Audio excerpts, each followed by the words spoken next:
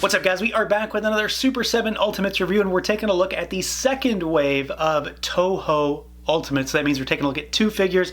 We have to have a Godzilla. I suppose we have to have at least one, right? We've got Burning Godzilla, which plays off of what we've already gotten as far as the first wave and then the exclusive from San Diego.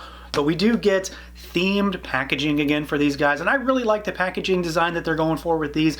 These still have the slip covers as well, if they or aren't they, being phased out. So Burning Godzilla's does have like a radiation theme. So you've got the kanji on the front, you've got the lava, sort of radiation burns, and the actual package itself, the slipcover, is stamped like Godzilla's scaly skin, so that's really cool. Of course, pop that slipcover off, and then you've got your figure there in the big window.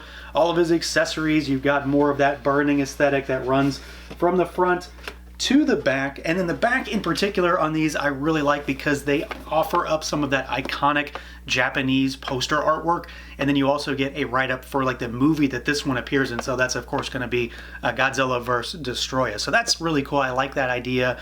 It's just kind of fun, get you a little history in there, I suppose. And then we also have Mechagodzilla 2 here. So this is the Heisei Mechagodzilla, and he has a different style of slipcover. So it's like stamped as if it was, cybernetic or robotic parts, things like that. And then, of course, pop that slipcover off, and his isn't quite as exciting as Burning Godzilla's because he's not, well, melting down. But you've got the figure there in the window, and then this figure also has the same idea behind the back, giving you the iconic poster artwork as well as the write-up for Godzilla vs. Mechagodzilla 2. So yeah, cool presentation on these. I like the way they're going with the packaging. I like the poster art aesthetic. I like all that kind of stuff. So let's do it. Let's pull them out and take a look. So for Godzilla, this guy is obviously going to be very, very similar to the other Godzilla that we've already gotten in Wave 1. As best I can tell, and maybe I'm wrong here, this figure is overwhelmingly the exact same thing. The big difference is going to be on the back with the spines, but a lot of the body is very much the same, which I think is okay. I mean, the suits weren't exactly the same, but they're pretty close between these particular Godzillas. The big difference comes down to the spines, and they're like a big separate piece that can just be popped out. So let's see what he can do, see how he moves around.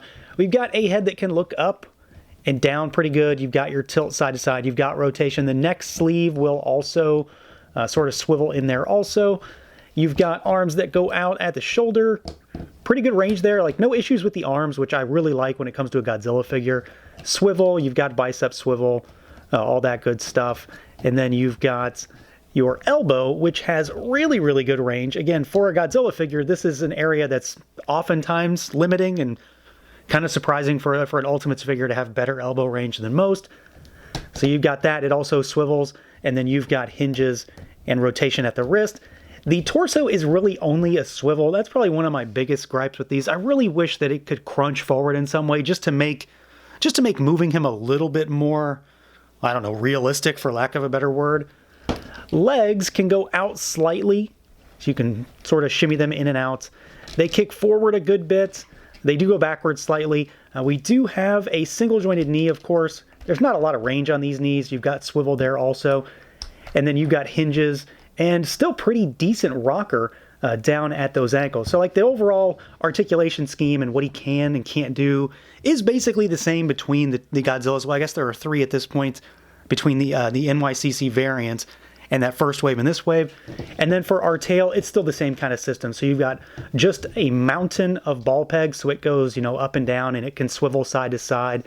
And you can sort of rock it out all the way, which I like. If you don't have the ability to have him displayed with the tail all the way back, because that creates a depth problem, obviously. Being able to crook this tail forward this far so that it's sort of, I don't know, close-ish to the foot line on the figure, I think is helpful just from a display perspective. And there's nothing bendy here. It's all just a bunch of ball pegs that go in and out, so you can extend that and retract it a little bit. It is a monstrous tail, like there's no doubt about it. That's a big characteristic for this era of Godzillas, is that they have just humongous tails, and it is translated into figure form, which again can create some issues when you're trying to put them on a shelf. But I think they did a pretty decent job in making these functional enough with just 100 different joints throughout that tail. Now, while the first wave Godzilla, so Bio Goji, and Burning Godzilla from Wave 2 are essentially the same when it comes to articulation, the big differentiator between the two, at least if you want to compare what we've already gotten so far, that is is going to come down to the aesthetics and specifically paint. While the sculpt is overwhelmingly very similar between the two, I have a feeling again that they're basically the same, save for a few changes. The big difference is the fact that the paint on this figure versus the paint on the first figure is what I was trying to get across in that review. It's more impactful here and it is more purposeful. So obviously Burning Godzilla has his own aesthetic. He is melting down. He has the actual radiation leaking out of his body. He is on fire, basically.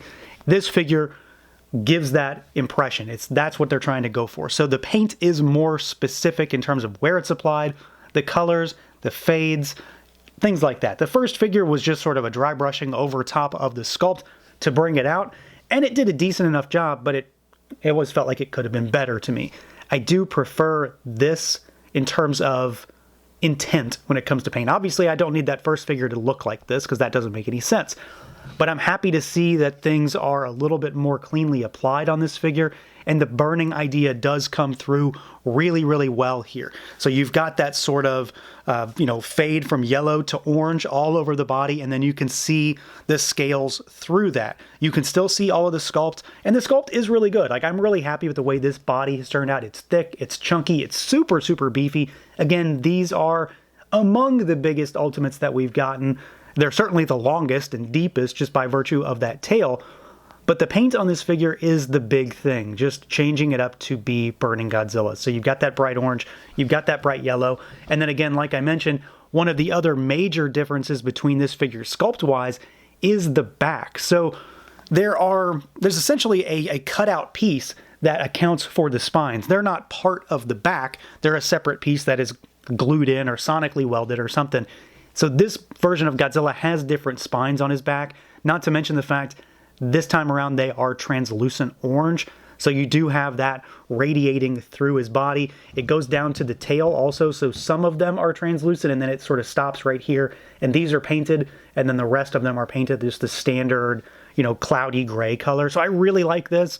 That's a key characteristic for this particular Godzilla, and it's a nice sculptural change between the two. It makes him look a little bit busier on the back, which he should, and it kind of beefs him up a little bit more. I really like the fade in here from the orange to that sort of smokiness as well.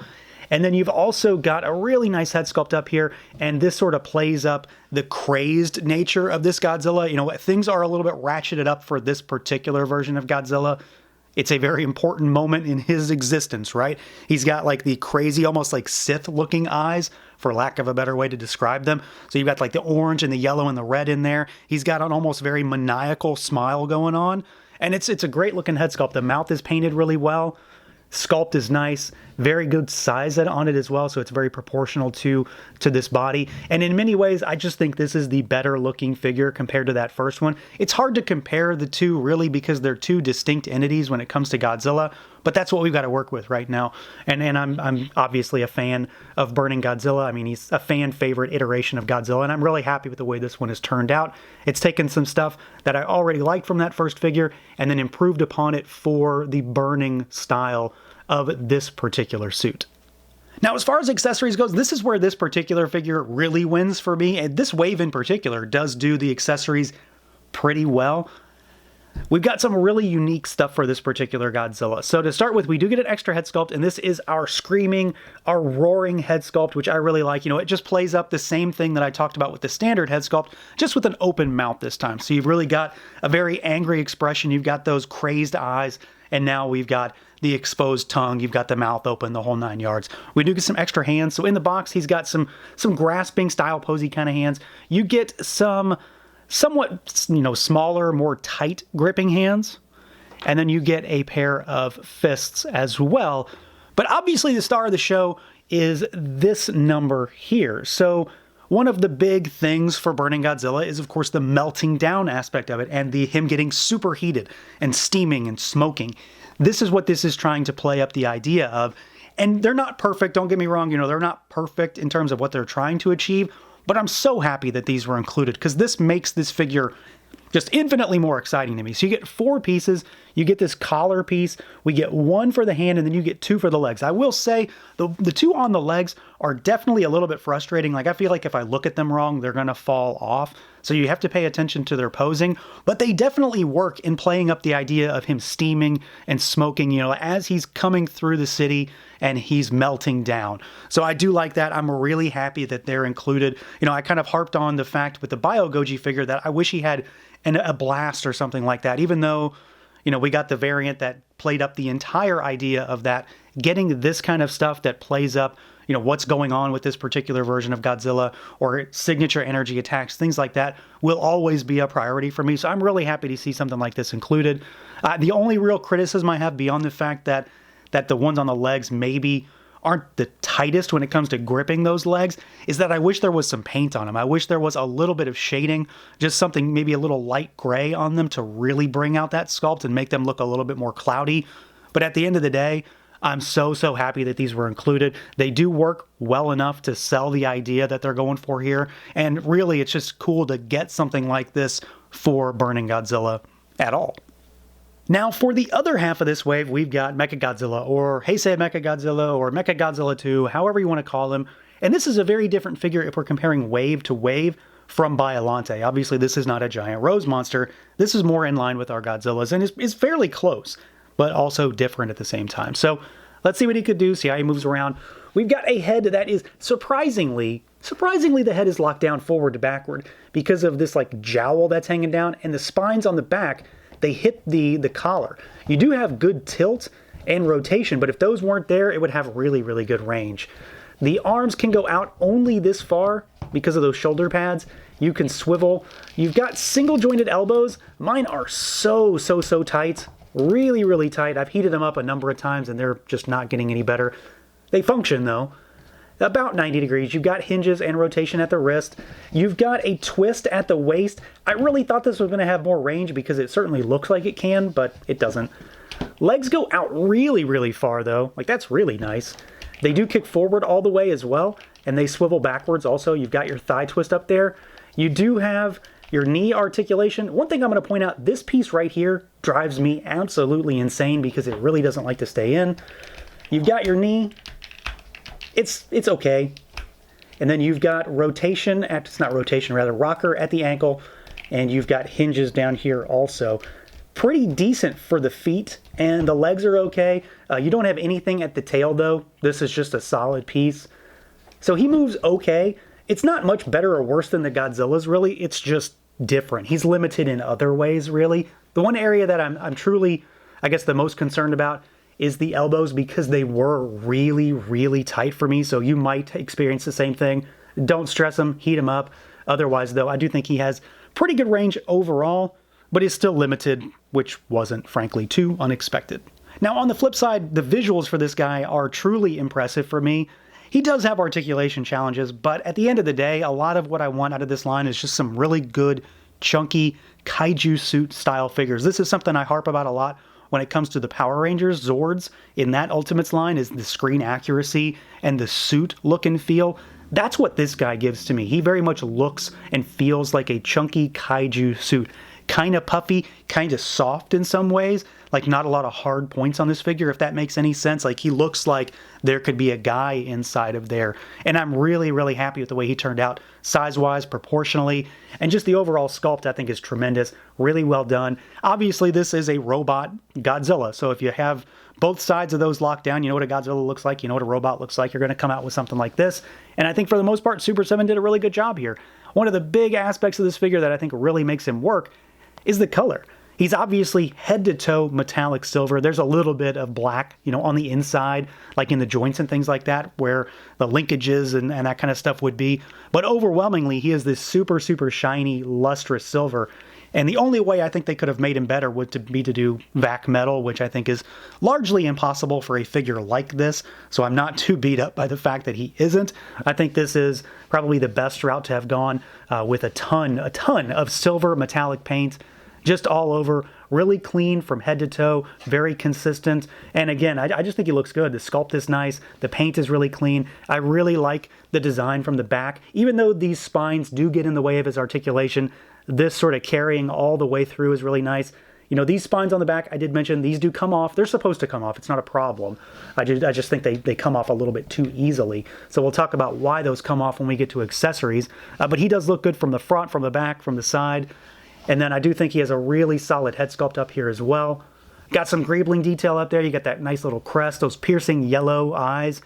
And then you've got just a touch of the black on the inside of that mouth to change it up a little bit and give you a little bit of a, I don't know, a breath, I suppose, no pun intended, when it comes to all that silver up there. So there is an overwhelming sea of metallic silver on this figure with just enough to break him up. Again, super bright, super vibrant. Get him under some good lighting. I don't know if we would consider this good lighting for my sake, but just get him under some lights and he's going to shine. And I think Super 7 really did a good job of playing up the very kaiju suit aesthetic idea when it comes to this guy. Now, as far as accessories goes, Mechagodzilla has quite a bit of stuff. If anything, this is where this figure excels over the rest of the line so far. But there's going to be like a double-edged sword here for me, because while I really like the stuff it comes with, there's a lot of stuff I would have probably rather gotten instead.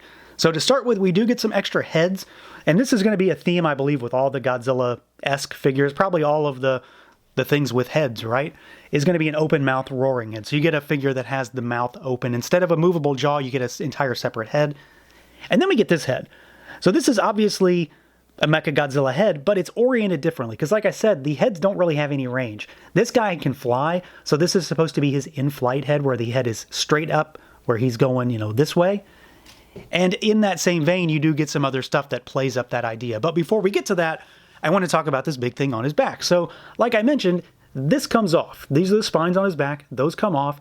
And you can create Super Mechagodzilla. So he is attached to the Garuda, which is this big ship on his back now. And this thing looks great. I'm really happy with it. It's sized well. If anything, this thing fits in the back better than the spine somehow, despite being very heavy. You've got the movable maser cannons on him. So you can complete the whole deal with him to give him this apparatus and shove it onto his back and give him all this extra firepower, which I really like. I'm happy with this. I would have really been annoyed if this hadn't been there. You also get the little championship belt thing. I don't remember what this thing is called, but this completes the Super Mechagodzilla look. So you'll want to put that on there for consistency's sake. And that does change up his look a little bit. What we don't get is a lot of like the energy effects that go along with this figure. He does have some stuff. And we go back to the whole flight aspect of him, because he's got thrust effects that come out of the legs. So there's two, one on each side. And then there's also two ports on his back. They just can't go on him when the maser cannons are back there. So you get a set of these. They're just the same thing, but smaller. I would have rather seen this plastic go to an energy effect, because this guy has just a ton of energy blasts. He's got, well, maser cannons. He's got eye beams. He's got mouth beams. He's got missile fingers, right? And you've also got some hands as well, which could have been used with those. Like these could have been missile finger style hands. So you get another set of hands with the fingers more outstretched. These do play up another accessory that we get, which I do really like these. But there's another area where we could have seen energy effects. So you've got, these can be a little bit difficult to actually put in. You've got the anchors that go on him. So you can have him anchoring into Godzilla. But these also had electricity that went through them. So there was another opportunity to give us like an energy effect to wrap around these.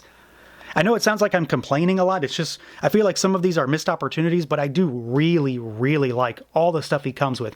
It's just that there is so much that could have come with him that the stuff I truly wanted kind of just isn't here. But these are really nice. They fit in there well, despite not going in too far. They do stay in place really nicely. And these are metal. You do get two of them. So you get the set for both hands. And in general, I really like what he's got. I like the fact that he comes with the Garuda to have the maser cannons. I just wish that all the stuff that could have been shooting out of this guy would be possible. It's just not, because we didn't get it. But he does have a lot of really good stuff. Don't get me wrong. I really like the accessories he has included. I like all of this stuff because it does give you a number of options. It's just that with this particular kaiju, with this particular Robo Godzilla, he has so many attacks that I feel like if I didn't get all of it, I was going to be disappointed. And of course, we weren't going to get all of it. So you do get some stuff to make him fly. You get the backpack, you get a couple heads, and you get the anchors to round him out. So overall, this is a really solid wave of figures.